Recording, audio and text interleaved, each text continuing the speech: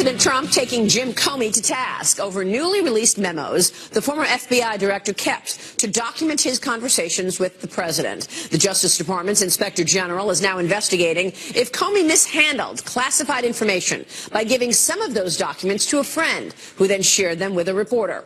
The president calling that move illegal and saying it raises questions about the Mueller Russia investigation. Meanwhile, 3 GOP committee chairmen out with a scathing statement on the Comey memos, accusing him of political bias in his interactions with the Obama-era officials versus President Trump. I'm joined right now by one of those lawmakers. House Intelligence Committee Chairman Devin Nunes is live this morning at the World Ag Expo in California, and Congressman Nunes is also a member of the House Ways and Means Committee. Congressman, it's good to see you this morning. Thanks so much for joining us.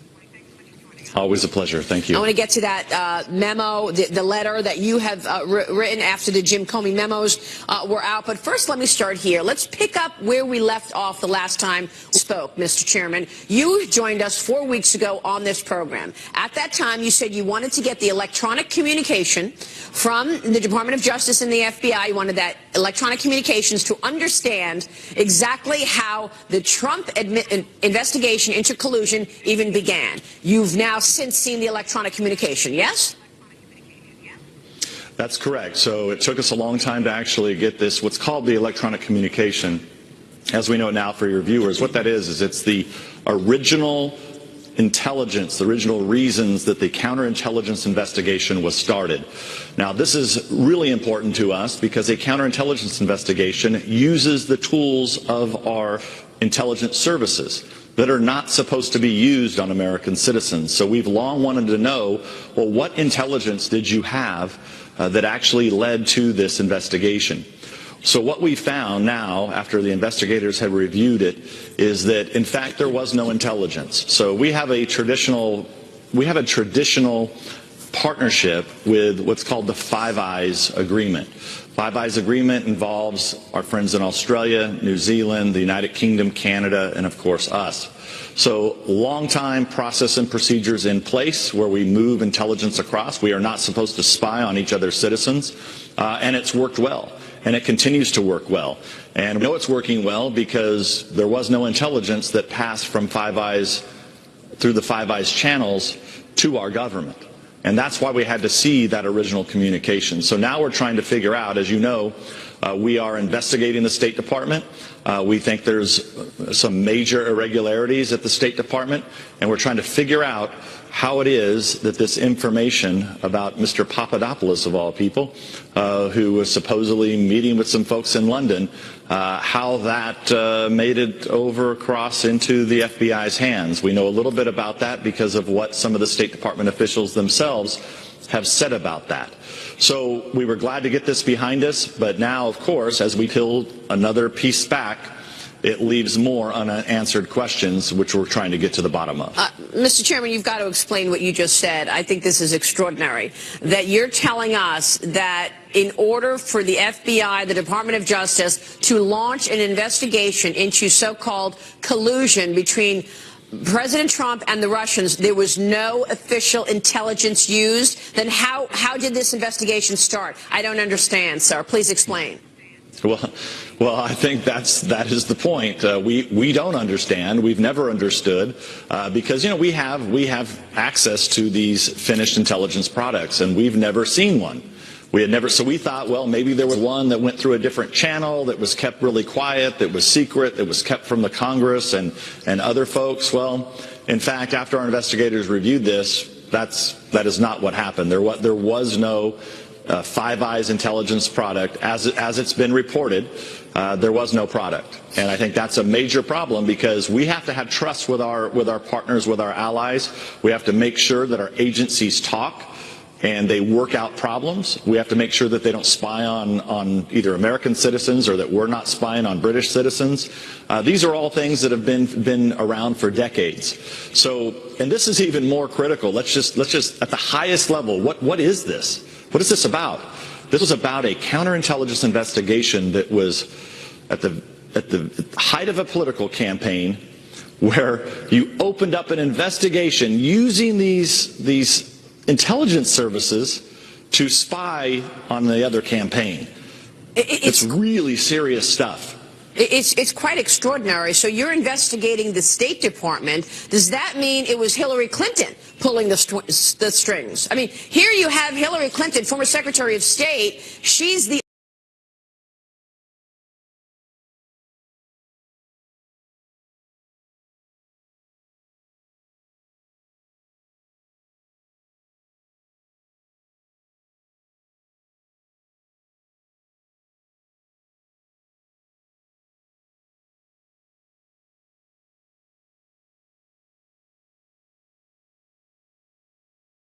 other candidate. Is she pulling the What I can tell you what we do know. We do know that longtime associates of Hillary Clinton, including Sidney Blumenthal and another person named, I think, Corey Scheer, were actively giving information to the State Department that was somehow making its way to the FBI.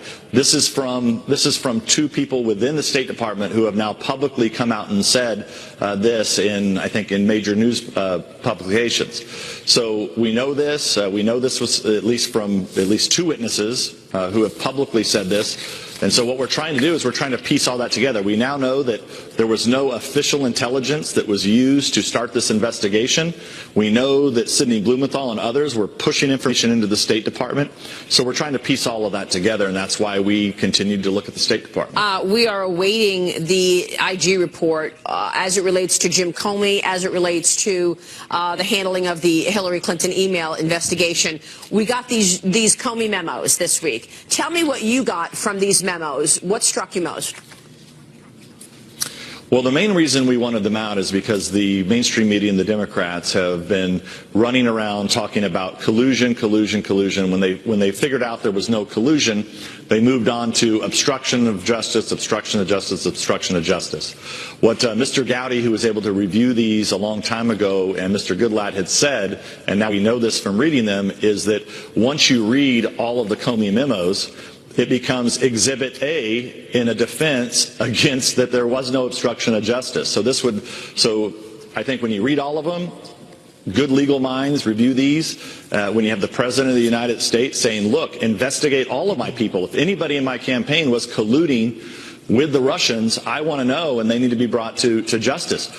Something of that nature is in the Comey memos. So this is why the Comey memos needed to get out, because, you know, if there is obstruction of justice, we want to know about it. But clearly there wasn't, and that's what the Comey memos prove. Now, I think for Mr. Comey, when you match up his memos with what's in his book, with the interviews that he's giving, I think he's got a lot of problems coming in the future as it relates to what the IG is looking at into his behavior during the Clinton email investigation. Well, what kind of problems? I mean, we know that the IG has recommended criminal charges against his former deputy, Andrew McCabe. Where does that go? What does that mean, criminal charges? Where do you see that going? And is that the same fate that we will see for Jim Comey? Well, it's hard to say right now, but we know that. So Mr. McCabe has been recommended that he face criminal charges. Now his lawyer, and he has a right to his lawyer. His lawyer has said no, this is not true. What the IG, Mr. Comey, is lying. Essentially, is what Mr. McCabe is saying, that Comey did give him the right to go talk to the press. So this all has to be fleshed out. Clearly, the IG. The IG believed Mr. Comey, that Comey did not give Mr. McCabe the ability to go talk to the press. Now, as it relates to Mr. Comey, you've got the added problem now that the memos that he wrote, the 7 memos that he decided to write on President Trump, never wrote memos on any of the other meetings he had with the other president or the AG or anyone else prior to this, but he kept 7 memos.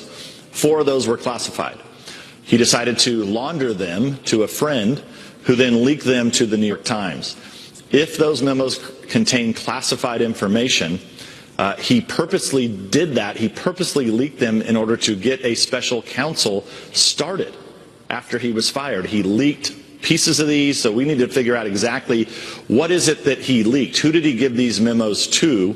And was it just the friend that leaked them to the New York Times, or were there others? I believe there were others. I think that these Comey memos were actually given to several people that contained classified information.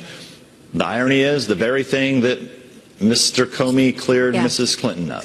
Real quick, we're going to take a break right here, but with all of what you're saying, whether it's no official intelligence, the president pushing to find out the truth, no obstruction of justice, are these reasons to shut down this Robert Mueller special counsel probe? Well, look, I in the beginning, I actually supported special counsel because I thought, okay, Mr. Mueller will come in, longtime FBI guy. He will quickly see that there's no evidence of collusion, which there was, because we had not seen any. Just like I said, we've not seen any intelligence product that shows that there was any collusion between the Trump campaign and the Russians. Right. But that he would quickly go after the felony that occurred when General Flynn was talking to the Russian ambassador, and all of that information was leaked, which is a major felony at the highest level. So I thought, great, we'll have a special counsel. They'll close those leaks. We'll figure out who that was. Well, that never happened. It appears like this was clearly what started as a counterintelligence investigation into the Trump campaign. They drilled a bunch of dry holes, never found any collusion. They moved to obstruction. They've got a special counsel, and now God knows where this is going to go. Right. But I think the American people are getting sick and tired of it. Well, they did manage to raid Michael Cohen's office and home and hotel room, let's not forget. Chairman, you're going to stay with us. We've got more to talk about. And I want to get your reaction to this next story. The same people who helped fund that salacious and unverified Trump dossier now have some new targets in their sights. The Democratic National Committee filing a multi-million-dollar lawsuit against the Trump campaign, against Russia, WikiLeaks, and others. They're alleging there was a conspiracy to keep Hillary Clinton from winning the election. Yes, that's what they're charging. Follow me on Twitter, @Maria Bartiromo, @Sunday Futures. Let us know what you'd like to hear. Devin Nunes continues when we come right back. Welcome back. The Democratic National Committee filing a lawsuit Friday against the Trump campaign, Russia, and WikiLeaks, alleging conspiracy to undercut Democrats in the 2016 presidential election by stealing tens of thousands of emails and documents. We're back with Congressman Devin Nunes, chairman of the House Intel Committee. And Mr. Chairman, your thoughts, your reaction to this lawsuit? Well, my first thought is that this some kind of joke. This must be a joke. I mean, we know who colluded with Russians. They don't want to admit that they colluded with Russians, but they hired they hired a law firm that hired Fusion GPS, that hired a British spy that went and colluded with Russians. So I don't understand why they just didn't open up a lawsuit against themselves. They should name themselves and sue themselves so that they can get to the bottom of what do they have on their servers. Why didn't they give those servers to the FBI? This is nothing more, nothing less than a continuation of fundraising off of this scandal. This is made to play to the far left in this country so that the far left will continue to write checks because they don't believe that President Trump won the election fair and square. Yeah. Because the media, most of the media in this country has continued this narrative that there was collusion, there was obstruction, that Trump was somehow involved with Putin and Putin helped to steal this election. We've now looked at all this. None of that is true, but the Democrats need a way to keep their base motivated to turn out in November, and they need a way to continue to raise money. And they're raising millions and millions and millions of dollars to target Republicans over this Russia fiasco. It's incredible. But yet the only place where there's a Russia fiasco is with them. So this is a fundraising exercise. Why doesn't the RNC come back and say, we're suing you for the same exact reason, given the fact that we know the bias at the top of the FBI, we know that there have already been felonies, we know about the leaking and the fact that the FBI, the DOJ, and perhaps the CIA were all in it to try to get Hillary to win and keep Donald Trump from winning. I mean, it's the same thing. Once again, they're pushing on you what they're doing. Isn't that right? That's right. Well, I always like to say whatever the left accuses you of doing, they're doing themselves. By the way, what about those servers? That's exactly what you have here. Mr. Chairman, what about those servers? I mean, remember when I don't know about the servers. When the Democratic National Committee got hacked, you would think that the DNC wants the might and the power and the strength of the U.S. government behind them to find out who hacked, how come all these emails are out in the public's view, and yet they didn't do that at all. They didn't give the server to the FBI. They hired a private company to look at their servers. Exactly. So the obvious question here is that, once you were notified by the FBI that maybe somebody had hacked into your system, for sure, once those emails became public, right, and they came public, I think, mid-July, you think you would immediately call the FBI in to try to figure out and get to the bottom of what had happened. Yeah. But that didn't happen. There must be a reason why they didn't want the FBI to come in. Yeah. I think we probably know the reason why. There was probably a lot of bad things that were on that system. Real quick, Mr. Chairman, let me switch gears. Tomorrow we've got the vote from the Senate committee on Mr. Pompeo in terms of becoming the new Secretary of State. Your thoughts on what we'll see tomorrow out of this vote for Mr. Pompeo? Well, Mr. Pompeo should have been confirmed weeks ago. This is really the number 3 person in our government. We have high-level negotiations going on with the North Koreans now and South Koreans trying to solve that long-standing conflict. Mr. Pompeo was already confirmed as the director of the FBI. He's a good man. He knows what he's doing. The president trusts him. This is about our nation's national security, and the United States Senate should stop playing politics with our national security. So a president has a right to hire whoever he wants, especially as it relates to someone with national security. Right. We should not let domestic politics get involved in this decision, and the Senate should do its job and do it quickly. All right. Well, we'll see what happens tomorrow then. Mr. Chairman, good to see you, sir. Thanks very much for joining us this morning. Thank you. We will be watching the developments. Devin Nunes there. A growing number of communities in California, meanwhile, siding with the Trump administration against the state's sanctuary laws. My next guest comes from the second most populous county in the Golden State. Stay with us. President Trump expressing his thanks to San Diego County after the Board of Supervisors voted to support the federal lawsuit against California's sanctuary policies. The 3-to-1 vote last week is rejecting a state law that limits local police collaboration with federal immigration officials. Joining me right now is the chairman of that board, Kristen Gaspar. Kristen, good to see you. Thanks very much for joining us. Thank you. Why are you pushing back? Oh, boy, we have a governor who's rolling out the welcome mat for MS-13 gang members in the state of California. We have a governor who consistently lets criminals walk out on our streets and pardons others. It's all packaged in the interest of neighborhood and school safety, but in San Diego, we're saying enough is enough to Governor Brown and his unsafe policies, including SB 54. So what has been the impact of these open-door policies? I mean, I'm scratching my head. I don't understand what the pushback to federal law really is. Any country wants to have borders, and immigration, legal immigration, should be front and center as opposed to illegal immigration. So I don't understand why the pushback, and tell us what the impact of it has been, these open borders, from your standpoint. Sure, we're left in San Diego wondering, where has all the common sense gone? Since January alone, we're talking about 284 criminals now walking our streets. In the state of California, since this policy was passed, 142 gang members released back into sanctuary states. California took the brunt of it with nearly 90 criminal gang members released back into California. These are the numbers. People need to understand the facts. This is 1 to 3 people released each and every day in San Diego, not tracked at all, just back out into our community. So you think this is really ideologies, this resist movement? This has nothing to do with common sense. This is just, let's push back on anything that President Trump says or does. If people have an interest in public safety, I don't know how you argue it.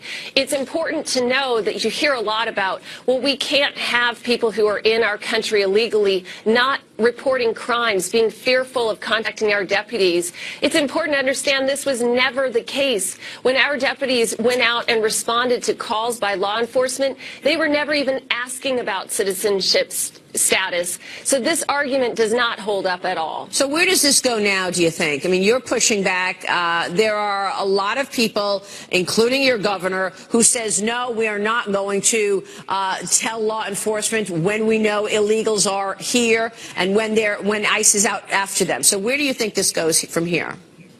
Well, there's a movement, and you can see it up and down the state of California, and it's really important because each and every community needs to tell the narrative of the direct impacts of SB 54. And the next steps are in the hands of the courts, but we can file briefs. We can share that narrative, and our briefs that we're filing with the courts tell our individual stories in our communities, so it's incredibly important that this movement continue. All right, we'll be watching. Kristen, great to have you on the program. Thanks very much for weighing in this morning. We certainly will be watching your county. 11 congressional Republicans are demanding Attorney General Jeff Sessions open criminal investigations into Jim Comey, Hillary Clinton, and others. One of those lawmakers, House Judiciary Committee member Ron DeSantis, joins me next about his expectations. We're looking ahead this Sunday morning on Sunday Morning Futures. Back in a moment. Welcome back. 11 Republican lawmakers writing a letter to Attorney General Jeff Sessions requesting an investigation of Hillary Clinton, along with some former FBI and Justice Department officials. The congressional leaders are claiming potential violations on a range of topics, including the handling of the Clinton email probe, the funding for the anti-Trump dossier, and the Uranium One controversy. I'm joined right now by one of those lawmakers behind the letter to Sessions. Congressman Ron DeSantis is a member of the House Foreign Affairs, as well as Oversight and Judiciary Committees. He's also a member of the House Subcommittee on National Security. And Congressman, it's good to have you on the program this morning. Thanks for joining us. Good morning. Tell me why you wrote the letter. Well, look, we have a special counsel going on looking into Trump campaign collusion. There's been no evidence of that. But yet in the course of us conducting oversight, we've had a lot of evidence that statutes have been violated. Andrew McCabe, for example, I was pleased that after we referred McCabe, that the Inspector General the next day followed through and formally referred him for lying to the FBI. You look at somebody like Jim Comey. He testified before us in Congress that he did not decide to exonerate Hillary till after her interview, and yet subsequent efforts of oversight unearthed the memo that he wrote 2 months before he interviewed Hillary. That was an exoneration memo. And then I think with this Michael Cohen raid, supposedly about the FEC violations, it made a lot of us question, okay, Hillary Clinton's campaign, they paid a law firm who then laundered the money to Fusion GPS, who then paid a foreign national, Christopher Steele, who then colluded with Russians to create this anti-Trump dossier. And yet there was never any FEC case that I'm aware of that was open. So does the law apply equally to everybody, or is it just anyone who's associated with Trump gets nailed and anybody else in high positions of authority, they get a pass? Well, it seems so extraordinary, Congressman. I mean, everything that you've just lined up, everything we just spoke to Devin Nunes about, the fact that there was no official intelligence whatsoever used to launch an investigation into Trump. I don't understand how Robert Mueller is not looking at any of this. I mean, they authorized a raid of Michael Cohen's home, office, and hotel room, and yet no interviews, examining what has taken place with regard to the bias at the FBI and the Hillary Clinton email investigation. Could that be possible? That Robert Mueller is just going to ignore all of this? Yeah, I think that's what he's doing. Look, you look at who he hired. I mean, he handpicked a lot of people who could be, in the general counsel's office at the Democratic National Committee. I mean, that's just what he did. I think that was a huge mistake. I think it's hurt the credibility of his investigation. But here we are, Maria. The whole investigation on collusion was not based on intelligence. The main FISA application was based on opposition research. To this day, there's not evidence of any type of conspiracy between anyone on Trump's campaign and the Russian government. So I'm glad he brought Mayor Giuliani on, and I think we do need to negotiate an end to this. I don't think the president should fire Mueller because I think that would cause a lot of problems politically, but this needs to come to an end. It's hurting the country at this point, and let's move forward, and let's hold the people accountable throughout this whole mess who actually did violate law. So what are you going to do? I mean, have you heard back from Jeff Sessions? I mean, how are you going to prove to the American people that, in fact, we do have a fair and just judicial system? Because right now it looks like it's just it's really unfair depending on who you are, just as you just noted. Exactly. And so ultimately you need the Department of Justice to follow the lead of what we're laying out. Yeah. We're a legislative body. We don't have the authority to initiate criminal prosecutions. But I will say McCabe has been referred not only by us, but by the IG. The IG investigation into Comey now, I think that's just the beginning. I don't think they're going to be able to say he maliciously leaked these memos, 2 of which were classified, and we're just going to let that go. I think at this point, that's going to see through, and I think that should be a criminal referral. And then you also have to do oversight over when he met with President-elect Trump about this dossier.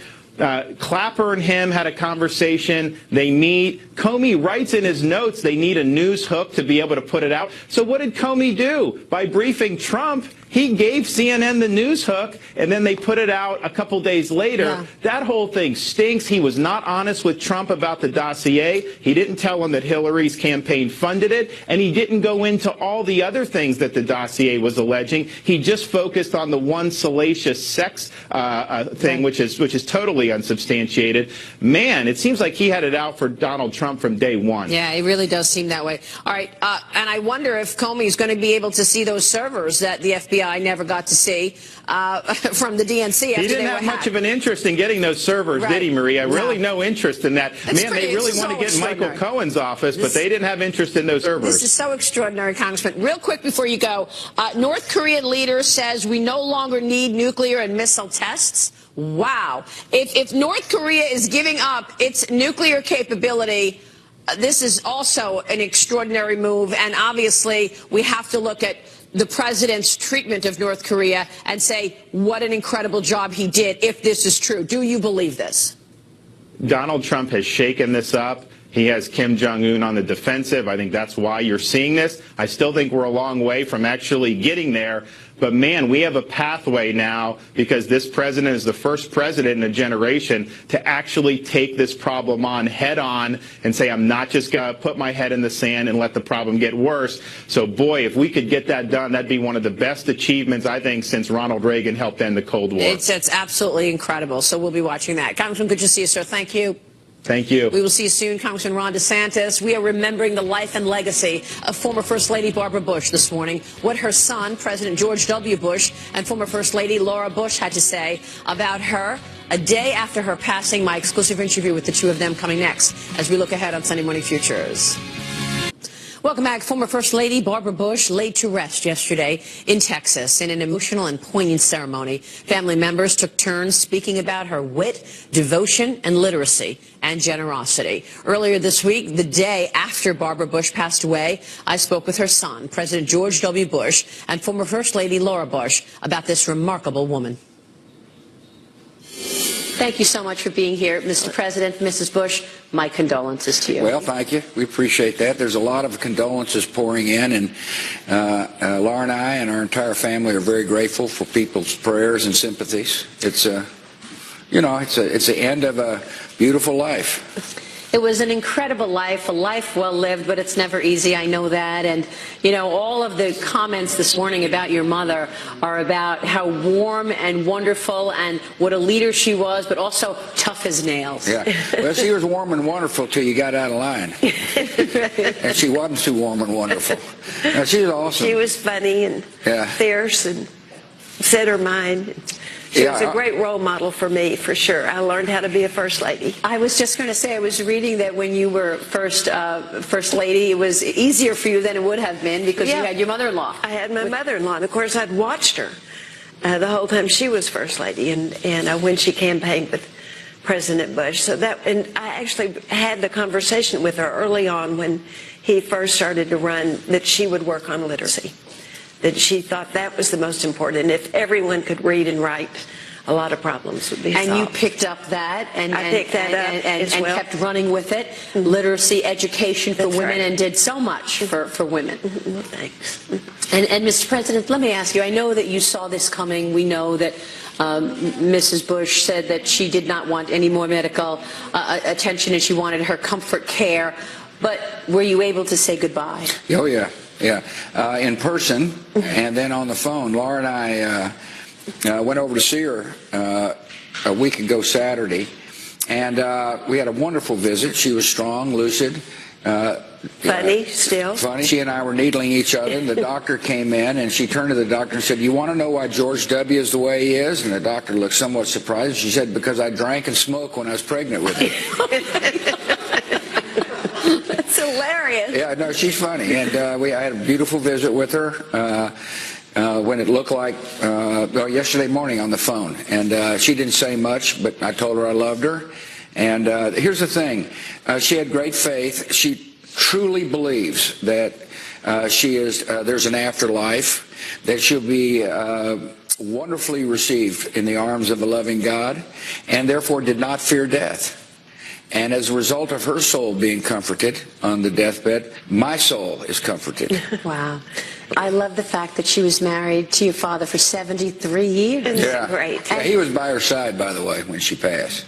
He said that. Which is sweet, yeah. And we have a love letter that he wrote to her that we have been talking about this morning from World War II in 1943, penned by your father, and it's going viral this morning, obviously. And it says, it reads in part, "This may sound melodramatic, but if it does, it is only my inadequacy to say what I mean. Bar, you have made my life full of everything I could ever dream of. My complete happiness should be a token of my love for you." Yeah. Were they just sort of just like a love affair all the time? I mean, it seemed that way, you know. They really were. Yeah. Yeah, It was a great example. So here's the thing. We've got this leadership forum here, and my mother would say, make darn sure that you participate fully in the leadership forum. And, you know, in other words, don't sit around and feel sorry for me or yourself, more importantly. Yeah.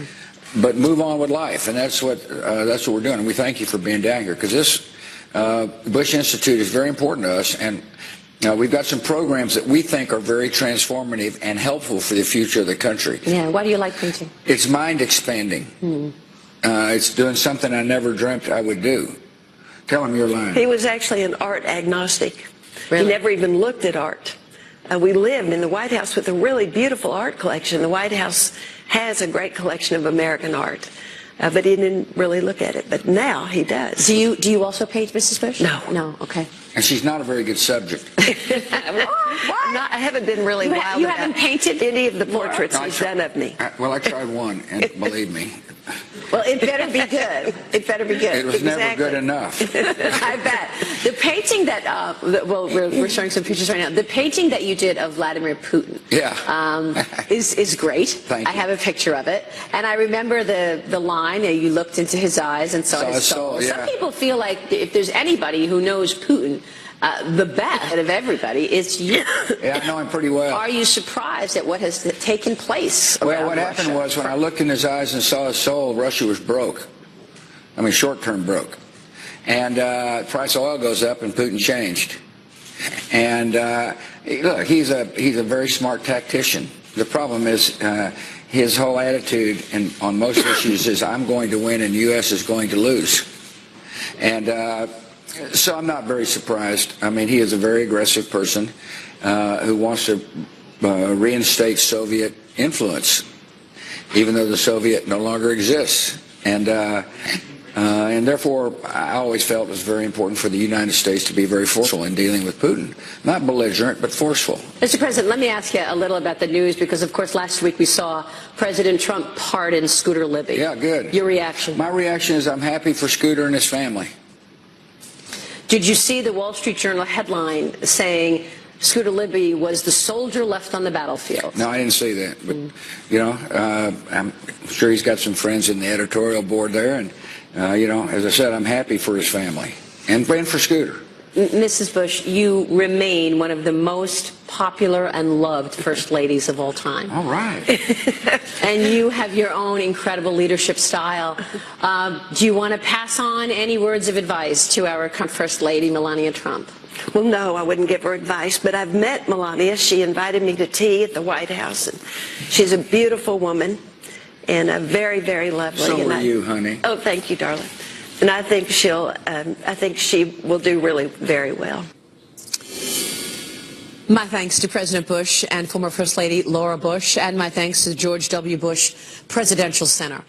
We will take a break. When we come back, does the DNC lawsuit against Russia, WikiLeaks, and the Trump campaign have any merit? We're debating that with our panel. We're looking ahead on Sunday Morning Futures right now with the panel on deck.